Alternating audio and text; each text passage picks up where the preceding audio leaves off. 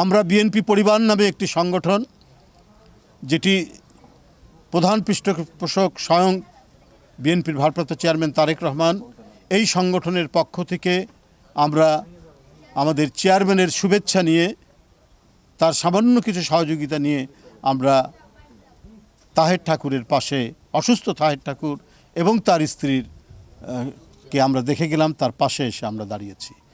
এই দাঁড়ানো শুধুমাত্র সাময়িক নয়, ক্ষণিকের জন্য নয়, এটা অব্যাহত থাকবে যতদিন তিনি আছেন। তার পরিবারের প্রতি দলের দৃষ্টি থাকবে, সহযোগিতা থাকবে, তার পাশে দাঁড়াবে।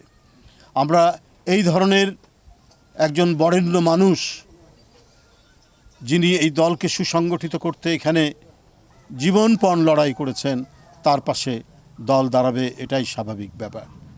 আমরা বিএনপি পরিবারের পক্ষ থেকে আজকে এখানে উপস্থিত হয়েছি। এটা আমরা বিএনপি পরিবার, যদিও আমরা সবাই বিএনপির লোক, কিন্তু একটি অরাজনৈতিক সংগঠন হিসাবে আমাদের ভারপ্রাপ্ত চেয়ারম্যান তারেক রহমানের যে সমাজ কল্যাণমূলক, সমাজ সেবামূলক তিনি যে কাজগুলো করেন, সেটি আমরা বিএনপি পরিবারের পক্ষ থেকে, আমরা সারা বাংলাদেশেই করে থাকি।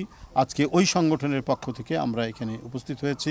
আমাদের এই আশাটা হচ্ছে একান্তই মানবিক। আমাদের এই আশাটা কোনো রাজনৈতিক সংগঠন বা রাজনৈতিক উদ্দেশ্যে আমরা আসিনি।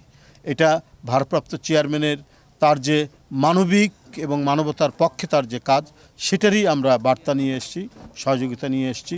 এবং আমি বলে গেছি আমাদের নেতৃবৃন্দকে, স্থানীয় নেতৃবৃন্দ, জেলা এবং থানাকে, তারা যেন প্রতি সময় এই পরিবারের খেয়াল রাখেন, তাদের পাশে দাঁড়ান, তাদের যে কোনো সুখ দুঃখে তারা যেন তাদের নিত্যদিনের সাথী হন।